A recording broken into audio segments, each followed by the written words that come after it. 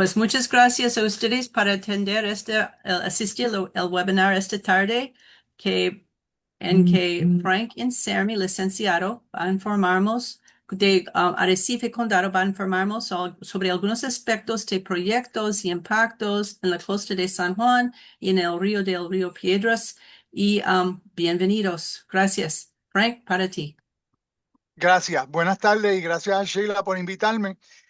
Básicamente voy a hablar de dos asuntos que tienen que ver con el agua. Una es salada y la otra es dulce.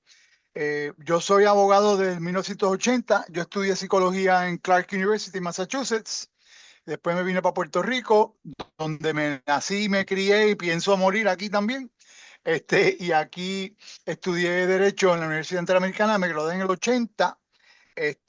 Y estoy admitido al Tribunal Supremo de Puerto Rico, que incluye todos los tribunales inferiores de Puerto Rico, y estoy admitido también al Tribunal de Distrito de Estados Unidos para el Distrito de Puerto Rico, que es el Tribunal Federal, al igual que el Tribunal de Apelaciones en Boston y el Tribunal Supremo. Bueno, comparecí al Tribunal Supremo en un caso de oficio, un caso criminal, ya que yo estuve envuelto en el panel de abogados voluntarios de la Corte Federal desde el 84 hasta el 2016 más o menos. Tengo todavía mi práctica. Mi relación con el derecho ambiental siempre ha sido mi preocupación por la cuestión del agua y de la contaminación. Y en correlación a Río Piedras, mi relación comenzó con mi amistad con la licenciada Graciela Belaval, que es amiga mía hace muchos años como abogada. Y ella pues me empezó a envolver y a informarme de lo que estaba pasando con el proyecto del Cuerpo de Ingenieros, y tuve la oportunidad de ir a una vista que hubo en el Tribunal Superior con el juez Anthony Cuevas hace aproximadamente como un año, donde estaba pendiente todavía la demanda que había radicado ella a nombre de los residentes de University Gardens y creo que de otras comunidades. Y en esa vista, el juez Anthony Cuevas, en una vista sobre una moción de desestimación que se estaba alegando que no había suficiencia en el emplazamiento, que era una cosa procesal. Y nada, allí estaban los abogados de la universidad, los abogados de recursos naturales. Y en esa vista, pues ya se veía la costura de que el juez iba a desestimar la demanda. Pero curiosamente, el juez Anthony Cuevas le dio la oportunidad a las personas que estaban presentes a expresarse antes de que se terminara la vista. Y yo, en cierta medida, de presentado, pero teniendo mucha preocupación por la cuestión del agua y de los ríos y de la contaminación de los ríos, pues me paré y pues le hablé al juez y le dije, mire juez, aquí el problema no es el río y el problema no son los ríos, el problema es los humanos que han tirado cemento por tantos sitios y no han querido remediar ese problema con unas cosas sencillas pero complicadas porque políticamente no son atractivas, ya que no van a la par con el desarrollo urbano que hay en muchos sitios. Y allí pues yo le hablé al juez básicamente de las medidas que se toman en muchas partes del mundo y que eso voy a ampliar un poco ahora, pues de sembrar en vez de tener tanto cemento. Un ejemplo claro es los estacionamientos. Y aquí pues le hago un pequeño cuento de un proyecto que tratamos de implementar en el estacionamiento del edificio federal en Atorrey. No me acuerdo ahora la época, pero hace como 20 años, una señora, Robin Morgan, que trabajaba en el Servicio Forestal, US Forest Service, y yo logramos conseguir unos fondos con una propuesta para estudiar y promover y someter un proyecto de, ¿cómo es?, reforestación del estacionamiento. Y toda la idea era que los motores de los vehículos de motor caliente en un estacionamiento abierto, cuando cae el primer aguacero, condensan los gases calientes que son de la gasolina, de los hidrocarburos.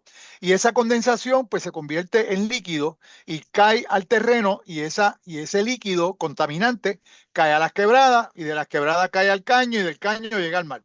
Y obviamente ya usted tiene una contaminación. Entonces la idea era convencer a los arquitectos, que él estaba de acuerdo con nosotros, pero la agencia que maneja el edificio federal no lo quisieron hacer.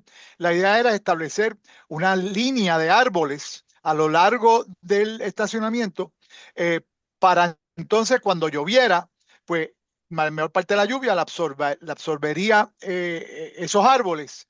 Y obviamente estábamos haciendo un planteamiento y un argumento a favor de los pájaros, de los reptiles y obviamente de bajar la temperatura, porque mucha gente cuando se van a estacionar en un sitio abierto así lo que hacen es buscar una sombra, porque cuando vuelven a su vehículo en un día soleado, pues se queman, o sea, el calor es brutal. Y esto resolvía en parte ese problema también, pero no se pudo hacer. Bueno, pero volviendo entonces al asunto de, la, de las diferentes formas de reducir la velocidad del agua, una de las propuestas que siempre hemos estado haciendo es que se use lo que llaman grasscrete, que es una especie de loseta, que las hay en algunas casas y en algunas organizaciones, que, que no son completamente selladas, sino que tienen unos huecos y los hacen de roca, de piedra o de bueno, de mezcla de cemento y arena, que permiten que se absorba la lluvia y a la misma vez le permite tracción a las gomas de los vehículos, pero tienes un mini jardín en la marquesina, o sea, en el estacionamiento, en los estacionamientos, ya sea de Plaza de las Américas, ya sea de Montelledra. La idea es que absorbe agua cuando llueve y esa agua no coge la velocidad que coge ahora mismo, que es lo que produce muchas veces las inundaciones que ocurren. ¿Ok? Entonces, en esa vista, pues yo tuve la oportunidad de desahogarme allí con el juez, decirle, mire, juez, aquí el problema es que aquí no, los municipios no quieren sembrar, no quieren cambiar los estacionamientos y ponerle árboles y hacer jardines de lluvia, hacer charcas de retención, someter unos planes municipales para que pongan cisternas en los edificios grandes, ya sean comerciales o del gobierno, con cajas de agua abajo. Inclusive comparto una idea que el arquitecto Abruña no hace mucho compartió en una charla que yo estuve presente. Yo no tengo los números, pero él hizo una reseña de la cantidad de agua que consumen los aire acondicionados de Plaza Las Américas, que el señor Jaime Fonalleda paga acueducto de unos pozos que hay cerca del centro comercial que podrían conseguirse con un sistema de cisterna. O sea, estamos hablando de miles de galones al día para mantener funcionando los aire acondicionados de Plaza Las Américas. Ya ustedes se imaginan la inmensidad de ese tipo.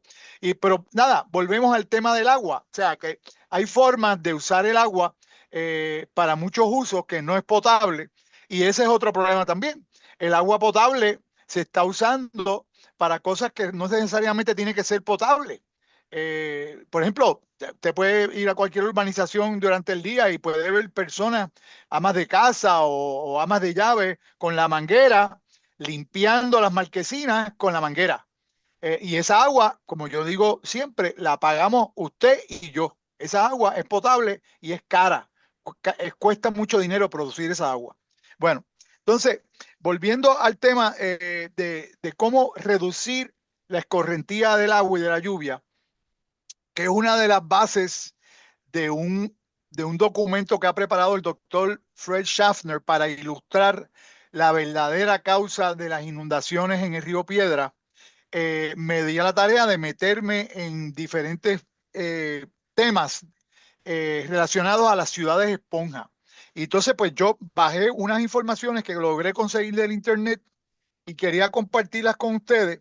Eh, las ciudades principales donde se está haciendo esto son en China, en Holanda, en Inglaterra, en el Reino Unido y en otras partes del mundo, donde básicamente están implementando este tipo de, de mentalidad. Es una actitud, en verdad.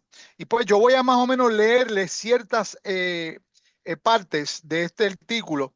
Eh, dice aquí que el problema concreto es que las ciudades que crecieron Frank, demasiado, Frank, perdón, ¿le gusta para mí compartir en la pantalla el documento o simplemente sí, leerlo? sí, sí, Ok, lo puedes poner en las ok. ciudades de esponja.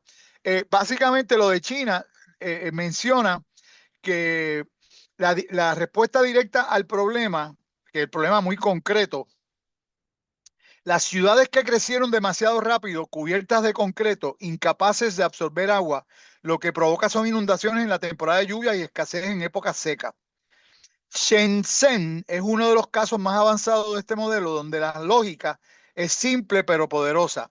En lugar de expulsar el agua lo más rápido posible, la ciudad aprende a retenerla, filtrarla y reutilizarla. Bueno, pues ese es el tema básicamente que estoy hablando, el ejemplo que les estoy dando de Plaza de las Américas. Mira, no la, o sea, reúsala, o sea, reténla, filtrala y reúsala. Y eso pues se hace con los aguaceros. O sea, pero si tienes dónde guardar esa agua. Eh, y hago un paréntesis aquí. El problema de las islas al sureste de Puerto Rico, las islas del Caribe, empezando por las Islas Vírgenes, por San Tomás, Santa Cruz y Saint John, eh, tienen muchas de ellas, las casas tienen cisterna. En Culebra también hay muchas casas que tienen cisterna. Y me acuerdo hace muchos años, uno volaba al aeropuerto de San Tomás y uno veía en las laderas del monte unas áreas de cemento grandísimas que eran unas áreas de recoger agua de lluvia. ¿Por qué? Porque no les llueve. Nosotros tenemos mucha lluvia gracias a los lagos y gracias a las montañas, pero en esas islas hay bien poca lluvia. Pues nada, ellos recogen el agua y dependen de esa cisterna o dependen de la desalinación, que es carísima, para poder tener agua potable. Nosotros en Puerto Rico, y yo lo sigo insistiendo todo el tiempo, no nos damos cuenta lo bendecidos que estamos, que tenemos unos embalses y unos bosques que producen agua. Pero a la larga, si no los protegemos, vamos a tener el mismo problema de sequía que tienen en las Islas Vírgenes. Bueno, entonces aquí voy a hablar de los temas así particulares.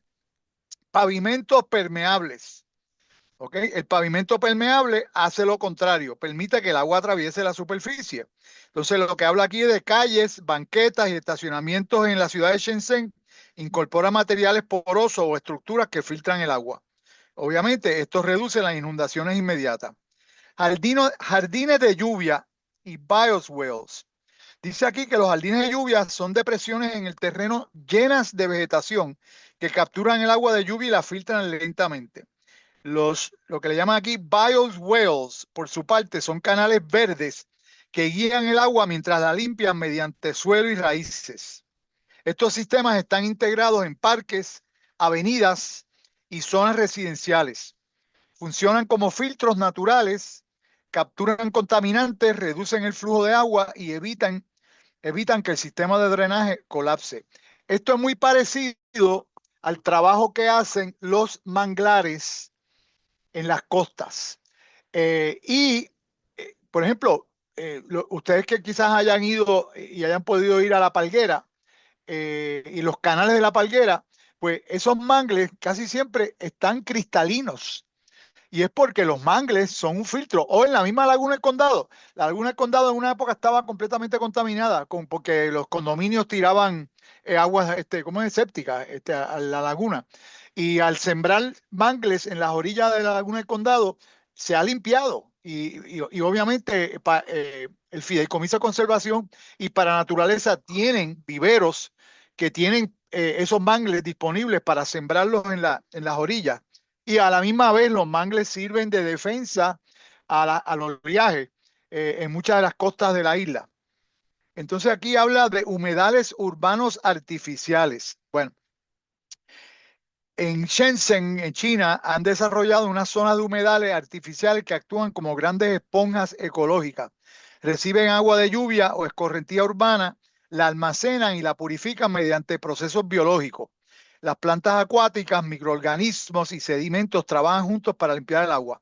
Esto me recuerda a un sitio en Massachusetts que se llama Woods Hole Institute of Oceanography, que queda en una península de Massachusetts, como es, colindando con el Océano Atlántico.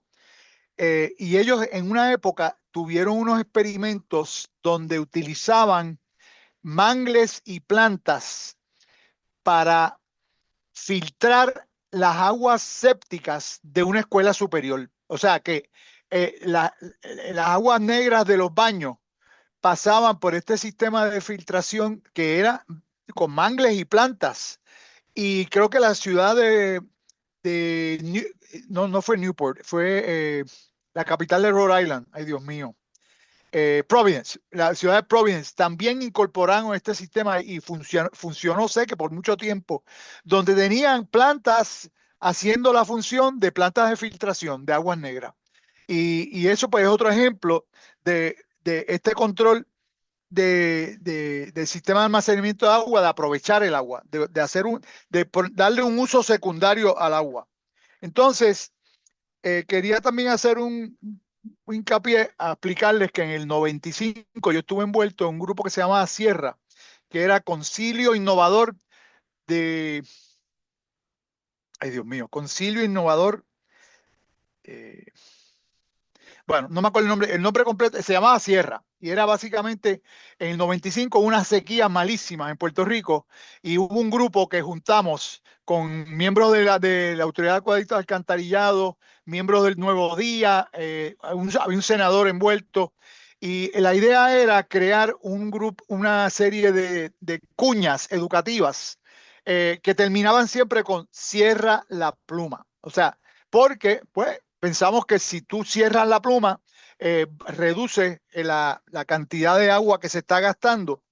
Y abajo, pues aquí abajo yo voy a compartir varias medidas que entendíamos en esa época conducían a llevar a reducir el desperdicio de agua se paga a la AAA, a acueducto.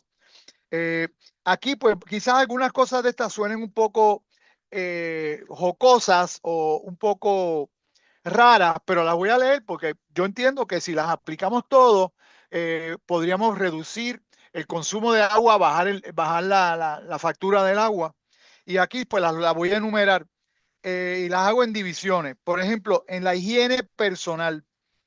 Pues esto es muy parecido a lo que se hace cuando usted está navegando en alta mar y tiene que conservar el agua, ya sea en un velero o en una lancha. Y aquí van. Higiene personal. Lavar los dientes con un vaso de agua, paréntesis. Enjuáguese la boca con un buche, moja el cepillo con el enjuague, cepillas, enjuagas con un buche, enjuagas el cepillo en el vaso y ya, te lavaste los dientes. Y usaste un vaso de agua. Esto es, ¿cómo es? Esto contrasta con lo que muchos hacemos, porque yo me incluyo. Prender la pluma, moja el cepillo, lo deja prendida, le pones la pasta, moja otra vez el cepillo. A veces, yo no, yo la apago siempre, pero a veces la gente deja prendida el agua hasta que te cepilla y enjuagas el cepillo. Pues nada, eso es un ejemplo de cómo ahí se pueden gastar quizás medio galón o un litro de agua innecesariamente. Bueno, la ducha. Aquí tengo, esto a mucha gente no le gusta esta idea. El agua fría es buena para la circulación. No gastes esperando que se caliente. Además, hace calor en esta isla. Prendes la ducha. Gradualmente te mojas todo el cuerpo y la cabeza. Apagas, te enjabonas y lavas con una toallita o una esponja. Te pones la toallita o esponja en el desagüe, prendes la ducha, te enjuagas y apagas. Escurre la toallita o la esponja ya enjuagada con el agua del desagüe. Pues ahí yo he calculado y lo he hecho. En un minuto usted puede en los primeros 20 segundos mojarse o los primeros 15 segundos con una ducha que lo moja completo. En los próximos 15 segundos usted se enjabona, se lava bien con la toallita o lo que sea y en los últimos 15 segundos o en los últimos 25 segundos se enjuaga y se enjuaga la toallita o la esponja. Próximo ejemplo, inodoro. Si es número uno, asegurar que caiga en el inodoro y no alar la cadena hasta que se haya hecho número uno varias veces. Paréntesis, poner una gota de jabón de Castilla u otro biodegradable para eliminar el olor. A los 4 o 5 usos del número uno, alar la cadena echando una gota de jabón. Esto puede ahorrar de 6 a 7 galones por inodoro por cada 4 o 5 usos. Bueno, antes los inodoros eran de 5 galones. Ahora son de galón y medio, gracias a Dios. Pero todavía hay muchos por ahí de 3 galones y de 5 galones. Imagínense cada vez que usted la cadena, se van 5 galones de agua potable, que no es barata. Entonces, aquí está la segunda alternativa, que es un poco chocante, pero nada. Si es número 2, no echar papel en el inodoro, echarlo en el zafacón para no sobrecargar el sistema de alcantarillado sanitario con papel. Poner botella de agua tapada en tanque del inodoro. Eso también reduce el consumo de agua. En los negocios, y esto es un ejemplo, en los negocios en las Islas Vírgenes, yo estuve en varios restaurantes donde había un rótulo en inglés que le pedían a la gente que respetara, que decía como sigue: If it's yellow, let it mellow. If it's brown, flush it down. O sea, si está amarillo, déjalo en el inodoro. Si está marrón, pues a la cadena. Entonces, baño en el mar: si estás en un área de mar amplio, te tiras al agua, te sales, te enjabonas bien con detergente de lavar platos, Bell, Palmolive, los que sean. Te metes en el mar otra vez para quitarte el jabón, te sales, te das un duchazo corto o un cubazo de agua fresca y quedas limpiecito. Entonces, otro ejemplo: fregar. Tener 2 espacios o envases con agua, una con jabón y la otra agua sola. Meter los platos y los utensilios sucios en el agua con jabón, enjuagar y limpiar todos con agua de jabón, y una vez terminado el lavado, los metes en agua sola y enjuagas, y luego secas con una toalla o un paño sin usar electricidad. En esta época, los lavaplatos están de más. Bueno, mucha gente pues tiene la comodidad de lavaplatos, pero los lavaplatos consumen agua y electricidad. Entonces, en cuanto a los comercios y agencias de gobierno, bueno, aquí hay unos ejemplos que a alguna gente le choca, pero si ustedes se dan cuenta, muchas veces se gasta el agua. Número uno, eh, no servir el agua si no te la piden. Hay muchos sitios donde te sirven agua y mucha gente ni la toca y la botan. Poner el rótulo en baños y fuentes de agua de no gastarla, cierra la pluma. Usar secadores de aire en vez de papel para las manos y reduce basura de papel. Eso pues está, gracias a Dios, está cogiendo auge. En Europa hace muchos años que lo que hay son, ¿cómo se llama? Secadores de aire, que no hay papel en los baños. Instalar inodoro de 1.6 galones y poner botella llena de agua tapada en el tanque. Usar cisternas y usar agua con mensura. No regar las plantas con agua potable. Usar agua reusada. Bueno, eso es más difícil. Eso lo hicimos en el huracán Hugo.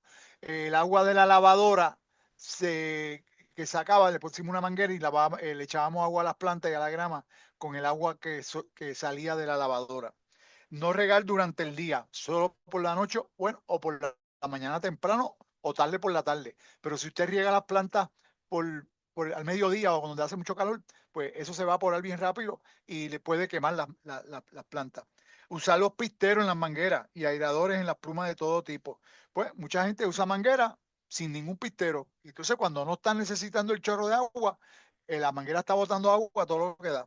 Instalar urinales sin agua. Hay muchos sitios que están empezando a hacer eso, que sea con químicos, que no sean dañinos. Entonces, en los garajes, implementar horarios limitados de poco sol para no requerir mucha agua para el enjuague y segmentos de tiempo limitado de distribución de agua. Usar agua de lluvia. Bueno, hay muchos sitios de esto de lavar carro que tienen unos tanques y una cisterna y usan el agua de lluvia. Entonces, en la residencia, bueno, pues instalar aireadores en todo tipo de grifo, barrer hojas con una escoba y no con la manguera. O sea, ¿por qué usted tiene que usar la manguera para barrer las hojas? Que a la larga van a terminar en la alcantarilla y la va a tapar.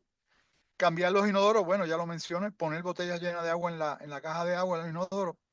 Eh, Niños pequeños, bañarlos juntos con el mismo agua. Bueno, eso higiénicamente quizás no es lo más recomendable, pero es una forma de ahorrar agua.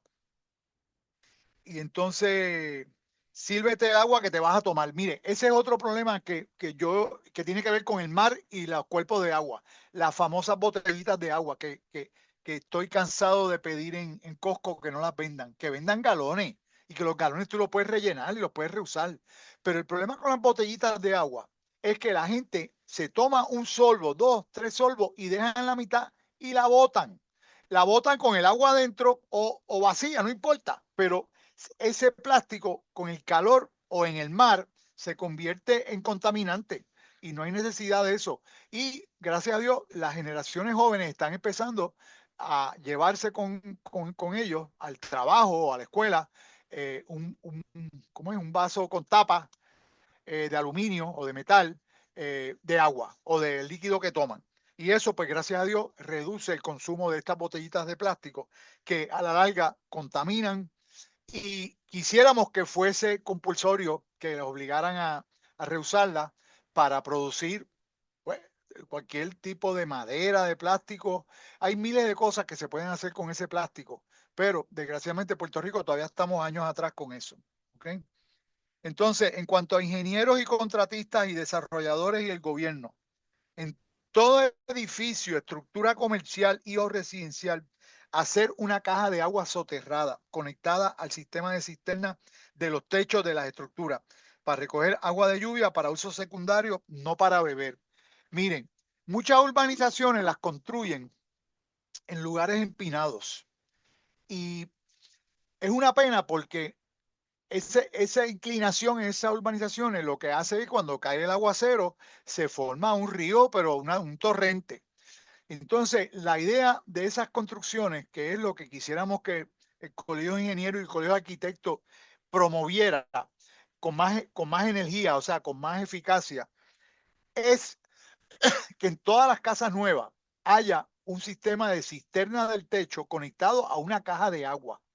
¿Qué hace esto? Pues en el primer aguacero, en vez de esa agua caer en la calle y correr por el para abajo para la alcantarilla que termina entonces en la quebrada o en el río, cae esa agua a la caja de agua de la casa, de la residencia, y es una, ¿cómo se dice? Es un tanque de respuesta, es una piscina prácticamente que tiene la persona cuando se va al agua. Entonces lo que es cuestión de ponerle una bomba, qué sé yo, de un caballo a caballo y medio, que usted puede usar para usos eh, no potables, pero pues necesita agua para los inodoros, necesita agua para las plantas y es agua gratis porque es agua de lluvia. Y nada, es una caja de lluvia abajo, cerrada, que no pueda fomentar la crianza de mosquitos, y usted tiene ahí un abastecimiento de agua para bregar con eso.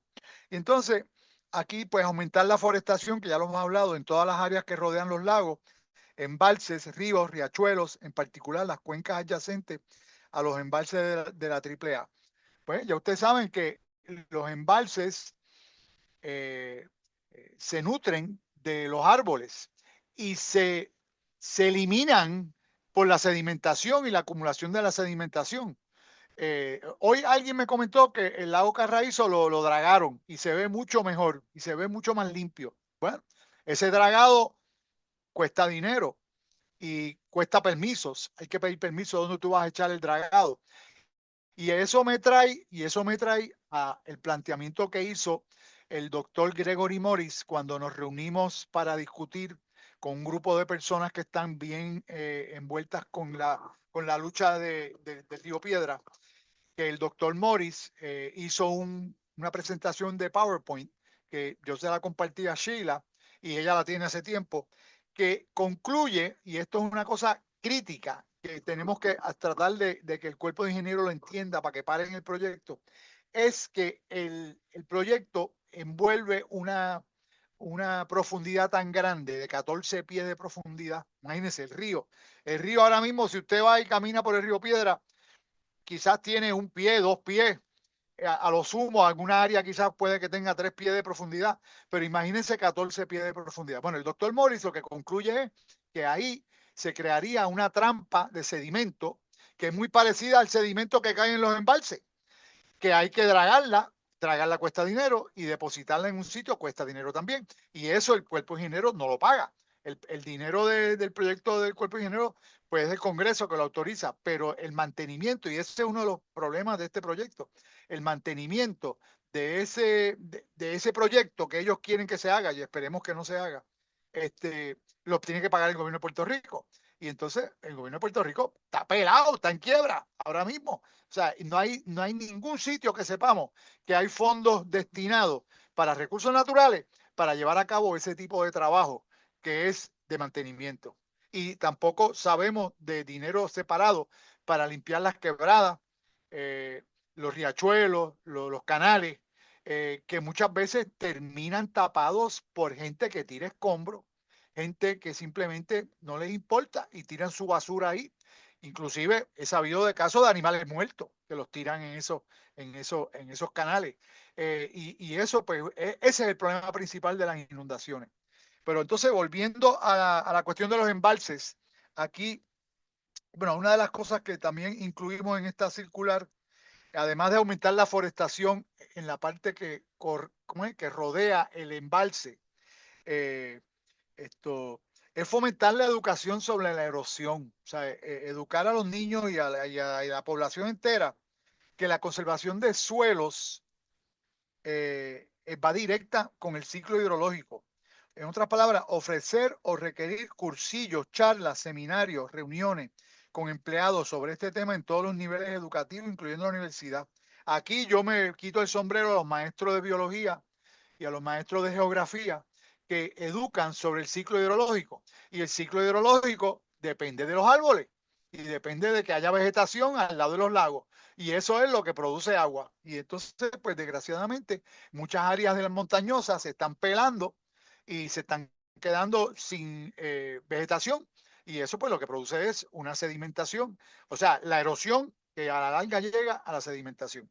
Quiero también compartir el cuento de los camineros, que mucha gente quizás no conoce esto. En principios del siglo XX, en las carreteras, bueno, y finales del siglo XIX, bajo España, en Puerto Rico había las casas de camineros. Si usted coge la carretera de Calleja y Bonito, usted va a pasar por una casa de caminero. Si usted coge una carretera que corre de la Muda en Cagua hacia, hacia adentro, que eso es parte de Guaynabo, usted va a pasar por una casa de caminero. ¿Quiénes eran los camineros? Los camineros eran unos señores que vivían en el camino. En el Yunque también hay casa de camineros. Y esos señores que vivían en esa casa y estaban a cargo del mantenimiento de un tramo de la carretera donde vivían. ¿Qué quiere decir eso? Que esos señores, pues nada, todos los días iban a inspeccionar las alcantarillas, las represas pequeñas que habían en los ríos, los puentes donde se acumulaba la vegetación que caía de los árboles. Y esos señores mantenían eh, los ríos y los riachuelos limpios siempre. Y nunca había inundaciones, nunca. Pues sería ideal que en Puerto Rico y en San Juan mayormente, en Ponce y en Arecibo, en las ciudades grandes, hubiera ese tipo no que vivan, pero que tuvieran programáticamente un periodo mensual o semanal de darle un vistazo a todas las alcantarillas y los desagües para que cuando caigan los aguaceros, ahí usted no tiene inundaciones.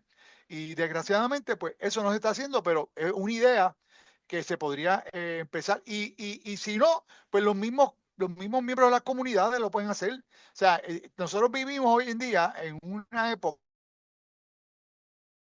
que sabemos 24 horas, a veces 48 horas antes de que la tormenta viene por ahí y que trae una cantidad de lluvia brutal, pues qué mejor momento de sacar a todos los muchachos y a los residentes a la calle a limpiar las alcantarillas, porque cuando caiga ese aguacero no se tapen y el agua corra. Eso es un ejemplo ¿cómo es? De establecer algo sostenible. Otra cosa es evitar el abrir los hidrantes de fuego para arreglar los salideros. Bueno, Acueducto cuando va a arreglar un salidero, desgraciadamente abre una escape de fuego, ¿cómo se llama? Un hidrante y la cantidad de agua que botan, ¿ok?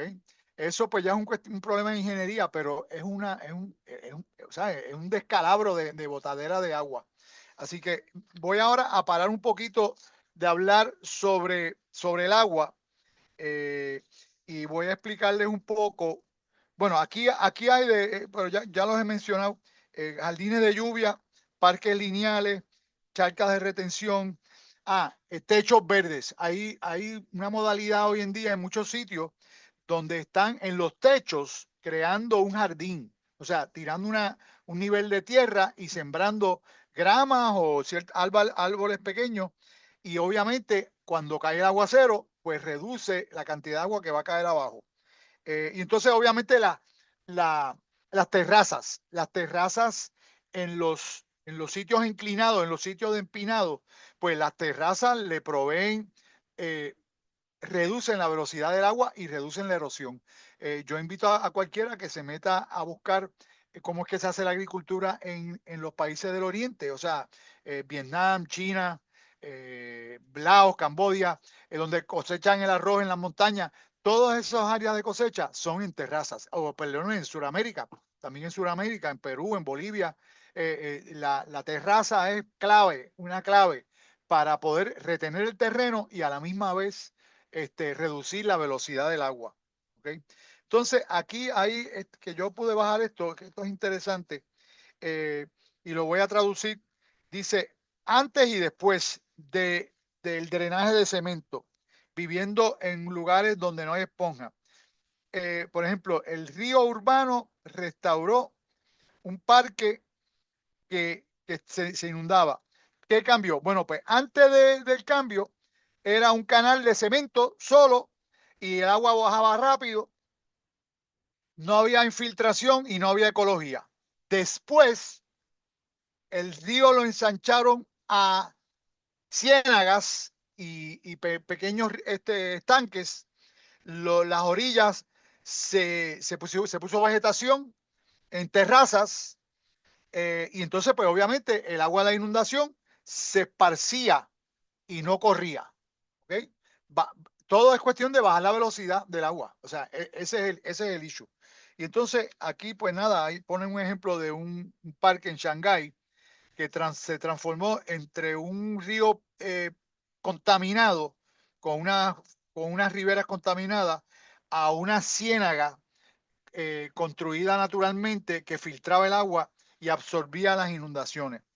Esto es parte de lo que más cerca se puede escribir como terraza, reforestación y un sistema de agua sustentable. Pues, ¿cómo funciona? Pues las terrazas, como les expliqué, captura el agua temporariamente, permite ¿cómo es? Permite la sedimentación, pero la pone lenta y entonces las raíces de los árboles aumenta la absorción del agua. Y entonces pues habla de montañas esponja urbanas y en lugares en lugares rurales. eh, Nada, es lo mismo, simplemente atrapa la sedimentación, la erosión y obviamente reduce la velocidad del agua. ¿Ok? Y pues básicamente lo que he hablado es del sistema de esponja que está pasando en muchos países del mundo. He visto varios posts, que en Inglaterra, en España, eh, en China, en muchos sitios se está ya tomando en cuenta, inclusive en Sudamérica, creo que en Colombia hay una ciudad, creo que es Medellín, que se han vuelto locos sembrando en la misma ciudad. Y qué sé yo, un ejemplo de esto podría ser la avenida Ponce de León en Santurce, que en una época no había ni un árbol allí y ahora hay un montón de árboles de estos de eucalipto, hay sombra, es más fresca la ciudad y eso pues se podría repetir en todas las partes de Puerto Rico, en todos los pueblos. Inclusive, yo tengo un amigo que era el presidente de la Asamblea Municipal de Barranquita en una época y él fomentó y trató de poner un proyecto donde había una cuerda dentro del terreno del municipio dedicada a un jardín, que los estudiantes de escuela superior intermedia tuvieran un jardín allí cosechando una cuerda. Y una cuerda puede producir muchísimo, pero que fuese un proyecto de reforestación de esa área del pueblo. Y eso, si los municipios lo tomaran en cuenta, haría una gran diferencia y obviamente tiene un efecto educativo tremendo con los niños. Bueno, entonces ahora termino sobre el agua, diciéndole que estamos haciendo unas gestiones como amigable componedor de lograr una reunión entre el señor Fred Schaffner, Gregory Morris, el ingeniero, y el profesor Félix Aponte, que son tres expertos que han apoyado el que se reevalúe por completo el proyecto del Cuerpo de Ingenieros para la canalización de Río Piedra, que realmente, a nuestro entender, en Arroyo Habichuela no hace falta. Lo que hace falta es una revitalización, una reparación, una rehabilitación de el sistema de alcantarillados pluviales de la ciudad de San Juan, que está en manos del municipio de San Juan, Autoridad de Acueducto y Alcantarillado, que tiene un sistema que tiene más de 70 años de anticuado, que requiere mantenimiento y reestructuración, y el Departamento de Recursos Naturales, que no tiene el dinero para estar manteniendo un canal inmenso que se propone hacer con el cuerpo de ingenieros. Este, y básicamente esa reunión estamos tratando de lograrla con un señor que se llama Charles Decker, que es coronel y el que está a cargo del área del Caribe del cuerpo de ingenieros. Y también hay unos esfuerzos de la Alianza del Río, ahora no me acuerdo el nombre completo de la alianza, pero que están trabajando fuertemente tratando de conseguir, la tenía por ahí, información de la Junta de Control Fiscal para saber si en efecto no hay fondos del gobierno de Puerto Rico para darle mantenimiento a ese tipo de proyectos. Tenemos la esperanza que esa reunión con el coronel Decker pueda llegar a un punto de negociación, de razonabilidad. También hay unas gestiones encaminadas en el Congreso de Estados Unidos que ha ayudado muchísimo a la oficina de la representante Nidia Velázquez y la oficina del comisionado residente con un comité, un subcomité del Congreso que se llama WARDA, que es de la ley Water Resources Development Act, que son los que controlan o supervisan los fondos que se le entregan o se aprueban al cuerpo de ingenieros para los proyectos de control de inundación. Y también hay un asunto muy interesante que levanta la Alianza del Río, que hicieron una carta no hace mucho dirigida a la Junta de Control Fiscal, que plantea que ahora mismo en Puerto Rico hay diversos proyectos del cuerpo de ingenieros que requieren una cantidad de dinero brutal y que o son proyectos que también requieren que el gobierno de Puerto Rico pague el mantenimiento y la supervisión de esos cuerpos, y no hay fondos, ¿cómo es? Recurrentes identificados para esa gran labor, y añadirle otra carga más a recursos naturales que no tiene los fondos, pues es un problema grande para este proyecto que entendemos es innecesario. Por lo menos lo que ha indicado el doctor Morris y el doctor Schaffner, y el daño que se le hace a las comunidades, como lo ha hecho, como lo ha indicado el profesor Félix Aponte, que es planificador y sabe lo que conlleva el desplazar familias, cientos de familias de una comunidad eh, por expropiación, familias que han vivido en sus casas 50, 60 años y que de repente vengan y te digan, te tienes que ir porque va a pasar aquí una canalización. Es sumamente complicado en términos económicos, en términos psicológicos, en términos de salud física también. Así que son temas que son bastante claros de ver, pero tenemos que planteárselo de una forma negociable, diplomática, para evitar un litigio. Y eso lo iba a comentar también, que se lo había comentado a Sheila. Por lo menos la experiencia mía en casos de daños y perjuicios y en casos criminales también, porque todo tiene que ver con negociación. Muchas veces cuando usted está litigando y está ante un tribunal, ante un juez que está viendo el caso y está a punto del caso empezar en el juicio o que se llegue a un acuerdo, los jueces muchas veces preguntan, ven acá, pero ¿usted ha hecho alguna gestión inicial? ¿Usted ha hecho alguna oferta? ¿Usted ha hecho alguna sugerencia? Y muchas veces, cuando la contestación es sí, entonces el juez mira la cara a la otra parte que no ha querido responder, si es que ese es el caso, a la oferta o a la sugerencia que uno está haciendo. Y yo pienso que eso es lo más razonable en este momento, bregar con el cuerpo de ingenieros y el secretario de Recursos Naturales, y ellos ya tienen la información de don Gregory Morris y de don Félix Aponte y don Fred Schaffner. Ellos tienen eso porque yo se las he enviado por correo electrónico. Ellos no pueden decir que no lo tienen. O sea, porque yo tengo la evidencia. Eso es lo bueno de los emails, que los emails no se pierden. Los emails, los correos electrónicos sobreviven en la computadora y sobreviven en lo que le llaman la nube. Y entonces, pues nada, uno tiene evidencia de que uno de buena fe, inclusive, dicho sea de paso, y se lo estoy informando a Sheila ahora, me llamó un asistente del coronel Decker para reunirnos este jueves.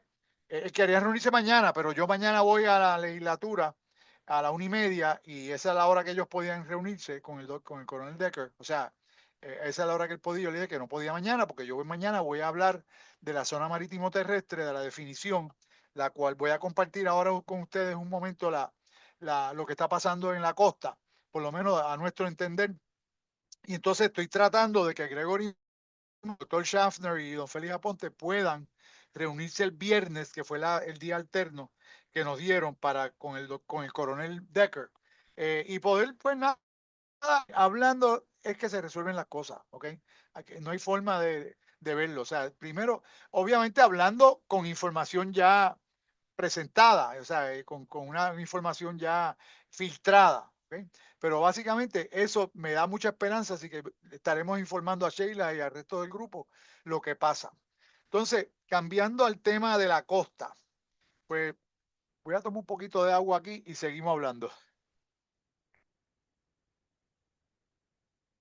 Yo en el 2008 me enteré que el profesor Alfredo Torruella, que es un profesor de física oceanográfica de la Universidad de Puerto Rico de Bayamón, que estudió en el Scripps Howard Institute of Oceanography en San Diego, estaba dando una charla en la escuela de mi hijo, donde mi hijo estaba en ese momento, uno de mis hijos, sobre un proyecto que él diseñó y construyó en una isla que se llama Madden Island, cerca de la isla de Antigua, en el Caribe, de una playa que había sido destruida por un huracán, creo que fue en el 2003, ahora no me acuerdo el nombre. Y la playa, pues nada, se había casi eliminado la arena, y la playa pues estaba en malas condiciones. Pues él evaluó el sitio y restauró toda el área costera de la playa con una cosa, con unas bolas que le llaman bolas de arrecife, en inglés unos reef balls. Y entonces yo me interesé en el tema porque él ponía fotos antes del proyecto y después del proyecto, y la playa era completamente diferente. El agua era cristalina después que puso los reef balls. Y otra cosa que mucha gente no sabe, que cuando usted pone algo en el mar que tiene sombra, se llena de peces, porque los peces buscan sombra cuando el sol está al mediodía. Y en ese proyecto nos indicó que la vida marina se multiplicó exponencialmente en cuestión de semanas. Y obviamente la playa se tranquilizó, una playa que era bastante movida, totalmente tranquilizada. Y entonces, y para que sepan, estas bolas, estas son unas estructuras, parecen unos son unas de roca o de material combinado, de concreto y arena, que tienen huecos, tienen un hueco grande arriba y tienen huecos en los lados. ¿Qué es lo que hace? Que disipa la energía de la ola y tranquiliza. Y entonces, pues nada, me puse a hablar con él y curiosamente en esa época, en el 2008, en el Hotel La Concha, estaba Peco Suárez, que era el gerente.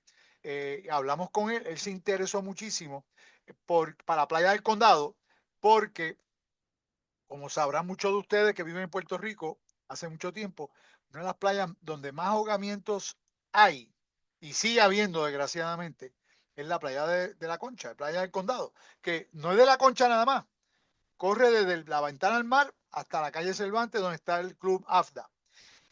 A lo largo de esa playa hay lugares donde hay lo que le llaman corrientes de resaca, en inglés rip curls, ¿ok? Y esas corrientes, mucha gente, usted puede estar ahí un día que el mar esté buenísimo. Sí, ahí están las fotos que me está poniendo Sheila. Este es el proyecto de Torruella. ¿Y qué pasa? En la Concha, usted puede estar allí un día que el mar esté como un lago. Sin embargo, si usted se trepa al penthouse de la Concha y mira hacia abajo, usted puede ver la corriente. Es una corriente, esas son las bolas que están en la foto ahí. Ah, miren, esta foto, le explico lo que es esta foto. Pepe, Chila, ponte la foto anterior, la de Barrio Bajura de Isabela. No, la de las dunas. Las dunas. Esto es una cosa que también el, el, el, el antiguo secretario, el ex secretario de Recursos Naturales, esa foto que está ahí es del proyecto de Torrella. Y pueden ver la diferencia. Aquí, vamos a cogerlo por slides y después con calma yo le hablo de condado. Aquí ustedes ven la diferencia de lo turbia que está el agua antes del proyecto y cómo está el agua clara después del proyecto. Y lo que ven a la derecha, pues son las bolas que inclusive Alfredo nos explicó que ese proyecto envolvió a los residentes de la isla, una vez puesto las bolas, de, ¿cómo se llama? De nadar a las bolas y poner, sembrar con cemento que resiste el agua, corales pequeños, para que en las bolas de cemento crecieran unos corales que habían ya sacado de unos viveros. Puedes cambiar la foto, Sheila, si puedes.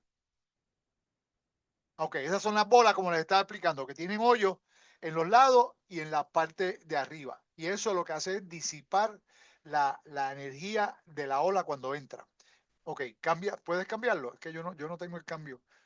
Yo no puedo cambiarlo. No, dale, cambia. Ahí, párate ahí. Miren, esa foto me la hizo llegar el don Pedro Gelabert, que fue secretario de Recursos Naturales en la administración de Pedro Rosselló. Y esa foto demuestra la cantidad de arena que había en Isabela para esa época. ¿Ok? Y esa arena, pues obviamente se la robaron. Bueno, se la robaron, ¿no? La cogieron un montón de constructores para, pues, para hacer cemento.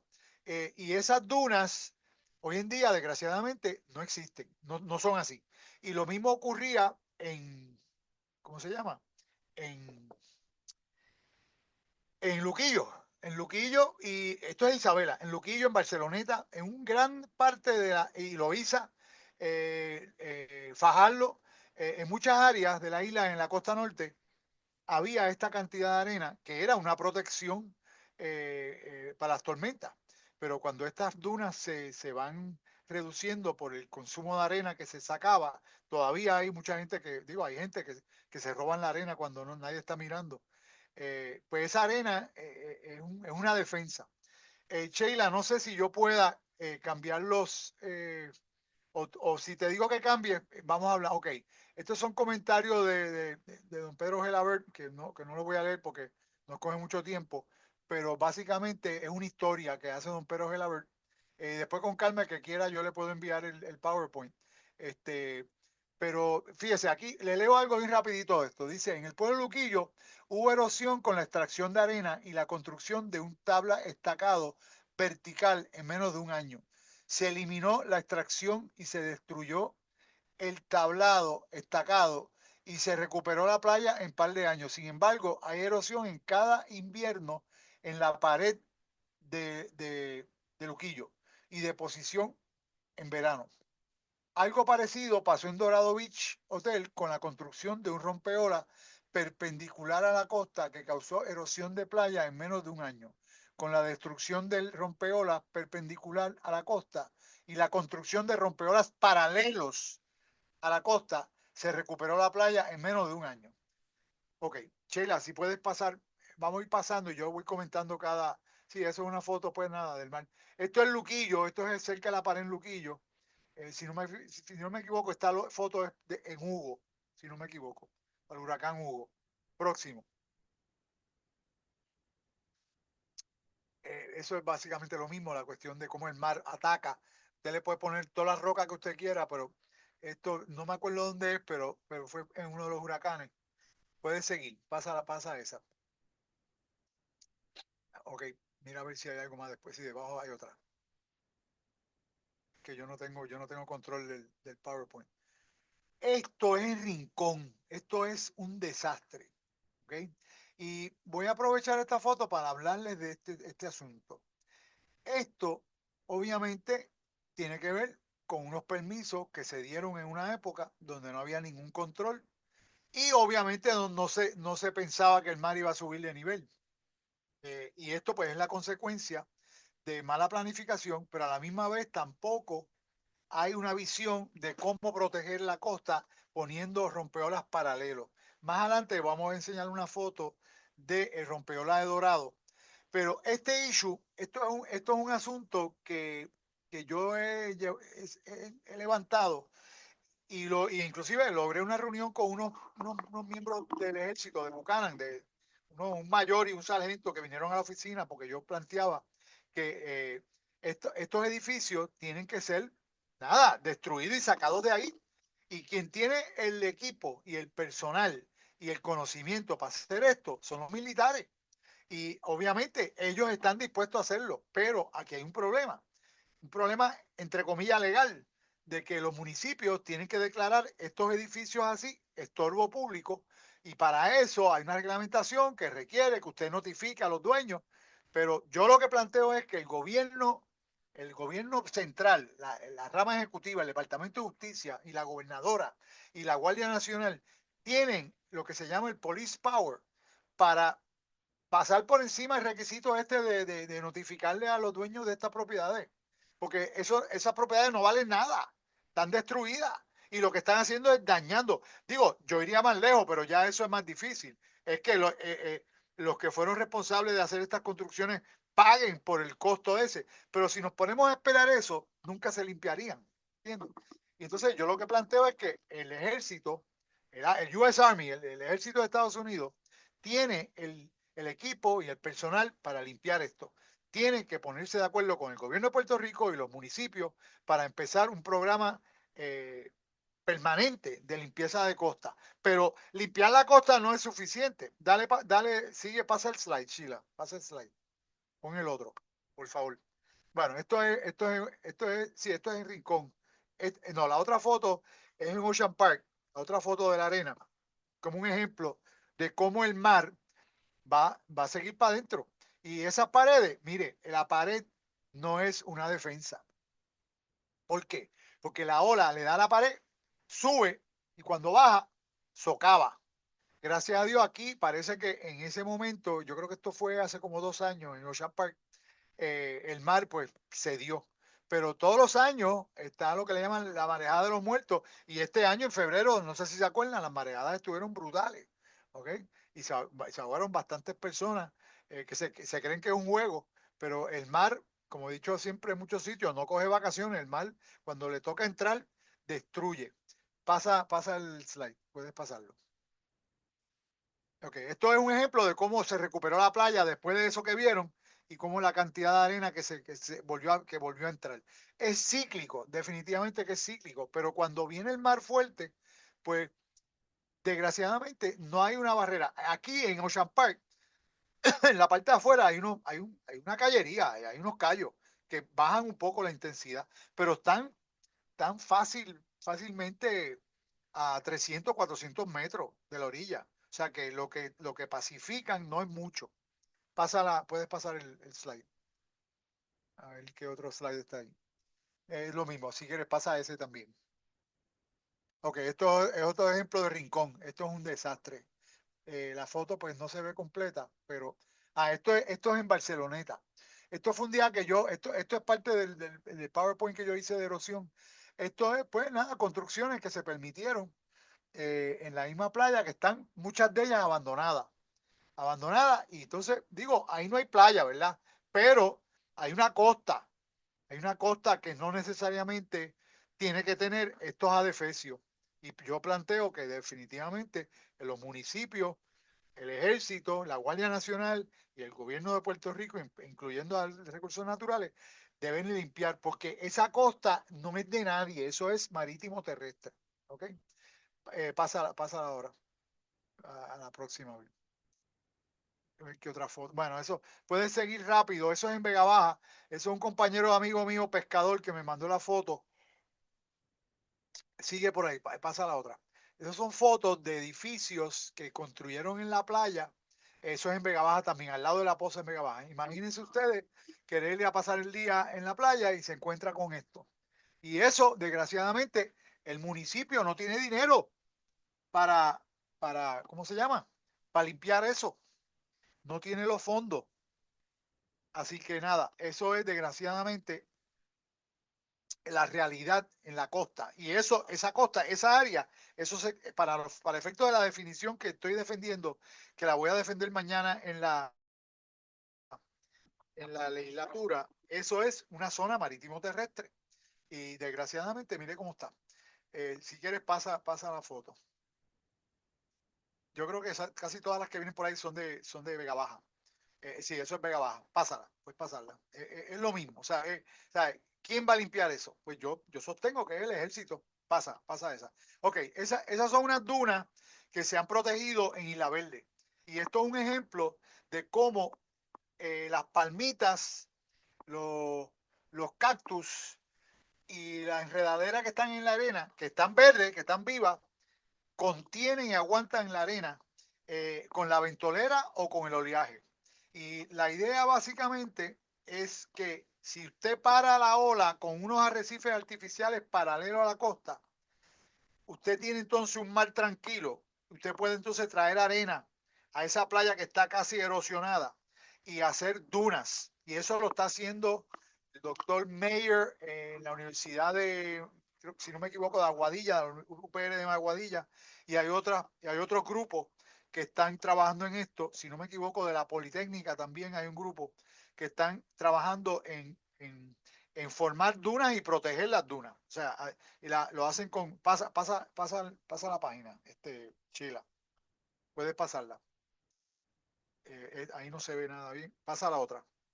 Si quieres, esto es Puerto Tierra. Esto es donde antes había playa, donde están esas rocas ahí, ya, pues ya no hay por el aumento del mar.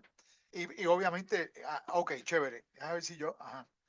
Si no sé si yo, es que yo no puedo controlarlo aquí porque no tengo el PowerPoint. Lo tiene Sheila. Pero anyway, esto es San Juan, esto es en Puerto Tierra. Esto demuestra cómo se está erosionando y llegando ya a tumbar el monte. Pasa al próximo. Puedes pasar a la próxima, Sheila. Ok, esto es un ejemplo de, esto es una poza natural, esta es la poza de Piñones. Esto lo pongo aquí como un ejemplo de que un rompeolas para, no, ahí, déjala ahí. Un rompeolas paralelo a la costa lo que produce es una tranquilidad en la costa. Obviamente, esta foto yo la tomé un día que el mar estaba bueno, pero no importa, cuando el mar está malo, esa posita todavía se queda tranquila. Y la idea del proyecto de nosotros en Condado era, digo, es que no solamente se eliminan, no se eliminan, pero se traducen y se van afuera las corrientes peligrosas de resaca, los rip curls y, y entonces permite que haya más vida marina y tranquiliza la playa y reduce el potencial de ahogamiento. Puedes pasarla, Sheila, pasa la foto. Puedes cambiarla. Esto es un pequeño litoral costero esto es Cataño, la que estaba anterior en Luquillo. Esto pues ya es un ejemplo de que llega un punto donde si tú quieres proteger la, tu casa que queda frente al mar, pues no tienes alternativa que tirar roca porque ya la arena se fue y ya no hay costa. Eso no necesariamente es así. Si tuvieras, pasa la página, pon la otra, pon la próxima, Sheila. Ok, esto es Cataño, aquello era Cataño y esto es Cataño. Fíjense la tranquilidad del mar al lado del rompeola pequeño ese que está ahí, que está paralelo a la costa. Okay. Pero desgraciadamente ahí hay también una construcción que ya se eliminó la playa, pero ven la tranquilidad del mar. Pasa la foto. Yo creo que hay otra foto de Isle Cabra que se ve también. Ajá, esto es Isle Cabra. Esto es en Isle Cabra mirando al morro. Miren la tranquilidad de esa poza ahí. Porque hay una protección afuera de la costa, no en la costa. La puedes pasar. Pasa la foto. Esto es en Vega Baja. Desgraciadamente, pues, ahí había playa hace varias décadas. Había una playa buenísima en esa parte. Pero como no se protegió afuera de la costa, pues el único remedio para proteger las casas que están aquí y la calle, pues son las rocas esas. Pero en un huracán con una mareja ciclónica de 7 a 9 pies, esta calle va a estar inundada y esas casas van a recibir impacto del mar. Próxima, pasa la foto. Bueno, aquí estamos nada, dando los elementos de la erosión costera.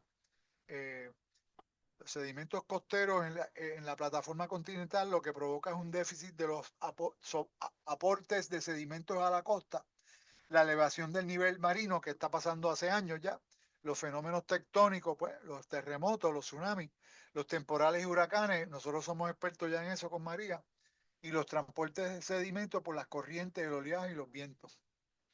Eso es una cosa pues básica para todos los estudiantes de geografía y de topografía. Pásalo, Sheila. Próximo. Esto pues es desgraciadamente buscando un muchacho que se ahogó ahí en Condado. Esto por las corrientes peligrosas que están ahí al frente de la ventana del mar. Eh, Y obviamente, pues nada, eso es una costa bien peligrosa. La costa norte completa de Puerto Rico es peligrosísima con las corrientes. Pasa próximo. Esto para mí es bien esencial, que lo deben de poner en todas las playas donde hay corriente. Y es básicamente cómo salir de una corriente peligrosa de resaca. Y es básicamente flotar, dejar que te saque, no pelearla, no nada en contra de ella, permitir ¿sabes?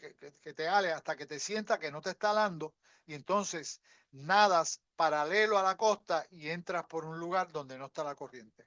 Mucha gente se pone a nadar en contra de la corriente, se cansan y se ahogan y mueren. Pasa a la próxima. Aquí podemos ir más rápido porque me doy cuenta. Sí, puedes pasar esto también. Sí, porque es que eh, se nos va. Ok, esto es un ejemplo en España de cómo los países europeos protegen sus playas. Y estos son, pues, unos pequeños rompeolas paralelos para proteger la playa. Y obviamente proteger las casas que están frente a la playa. Puedes pasarlo. Esto es en Sudamérica, ahora no me acuerdo dónde, creo que es en Argentina, pero es también el uso de rompeolas paralelos a la costa para proteger esa costa. Próximo, a ver si llegamos al de Dorado. Puedes pasarlo. Bueno, esta de foto yo la pongo porque este es el aeropuerto de Isla Verde. No, lo ponte el aeropuerto un momentito. El aeropuerto, eh, en una tormenta grande, eh, está en riesgo, porque si usted considera un viento de 140 millas como hubo en María y una mareada ciclónica de 7 a 9 pies entrando por el norte, pues el aeropuerto estaría comprometido. ¿Ok? Por eso puse esa foto, porque se ve tan cerca al agua y pues nada, es un problema. Próxima, puedes pasar a la próxima. Pues estos son fotos de mangle. Esto es un diagrama de cómo funcionan los rompeolas, ¿cómo es? Separados, pero que tienen un efecto de mantener la playa llena de arena. Puedes pasar al próximo. Estos son otros ejemplos que yo puse en el PowerPoint de protección de la costa con con los rompeolas paralelos. Puedes pasar al próximo. Esto es un ejemplo de cómo se forman las dunas de arena. eh, Esas tablas, el viento les da y la arena se va acumulando donde están las tablas. Esto lo están haciendo los estudiantes de la Universidad si no me equivoco, de Aguadilla, de la UPI, con el doctor Robert Mayer, y es un proyecto interesante. Puedes pasarla también. También hacen unos puentes. Esto, ahora no me acuerdo, yo creo que esto es en Indonesia, pero es otro ejemplo de cómo proteger y miren la tranquilidad del agua en la parte de adentro del arrecife. Puedes pasar la próxima.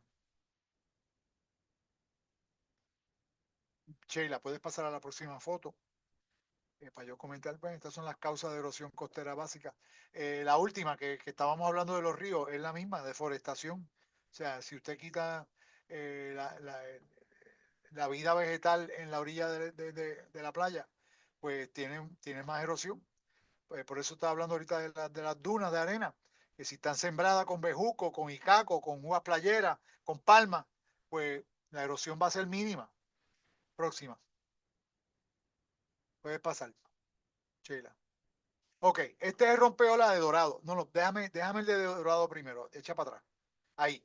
Mire, en la década del 50, este señor Rockefeller, que era millonario, vino a Puerto Rico, compró los terrenos del Dorado, Beach Hotel, y se le ocurrió proteger la playa que había allí. ¿Y qué hizo? Pues tiró un montón de rocas paralelo a la costa. Y esa playa todavía está ahí. Y eso es básicamente lo que estamos planteando en el proyecto de Arrecife Condado, para Condado y no solamente para Condado, para toda el área norte donde hay playas en peligro de erosión. Si usted para la ola con un arrecife artificial que tiene un potencial de reducir la energía hasta un 85% de la energía de la ola, usted puede entonces traer arena y formar dunas y crear unas dunas en la costa, eh, y conservar la playa. Y esto es un ejemplo claro de esto. pasa la otra. Llévame al morro ahora. En el morro, ese rompeola no estaba. Esa esquina del morro se estaba derrumbando, ¿ok? La esquina noroeste del morro. ¿Y qué hizo el cuerpo ingeniero? Pues lo que estamos nosotros sugiriendo y para lo cual tenemos permiso para condado. Lo que pasa es que pues, el Departamento de Recursos Naturales se ha metido con un invento y lo que está haciendo es atrasando el proyecto. Pero si ustedes se fijan, ¿qué hicieron? Pues pusieron un rompeola paralelo a lo que se estaba destruyendo. Y ahora mismo, recientemente se metió un barco ahí, pero gracias a Dios lo sacaron. Y no creo que hubo mucho daño. Debemos sacarle el combustible. Pero la idea es que ese rompeola protege, porque miren, ahí se mete en un oleaje brutal en mal tiempo. Y obviamente estaba afectando gravemente a esa esquina del morro. Próximo, Sheila. La próxima. Bueno, esa es otra foto con otro ángulo. Puedes seguir, puedes cambiar. A yo comentar. Pues esto es, ahora yo no me acuerdo si esto es Isla Verde. Sí, yo creo que esto es Isla Verde, si no me equivoco. Sí, esto es Isla Verde. Miren, miren, esto sí que es problemático. Hay un pequeño rompeolita ahí, frente a una, dos, tres condominios. Pero si se fijan donde está rompiendo el agua, la línea blanca, a mano izquierda, pues esta foto es bastante vieja. Esta foto tiene quizás 5 o 6 años, sabe Dios y más. ¿Ok? Y uno de mis argumentos con relación a la zona costanera y a este issue es que si usted no para esa ola, ya no es ahí, ya ahora rompe adentro. Si usted no para el impacto de esa ola va a empezar a darle a los cimientos de esos condominios. Esos son los condominios que están entre el cementerio de Isla Verde y Punta Las Marías, donde está la piscina esta. ¿Qué pasa? Poco a poco, la intrusión salina en los cimientos de esos edificios, varillaje de metal, lo va a comprometer, va a crear un problema de peligro. Y esas personas, muchas de ellas, mayores de edad, bien mayores de edad, que viven en esos apartamentos, se van a tener que ir de ahí porque los edificios los van a condenar.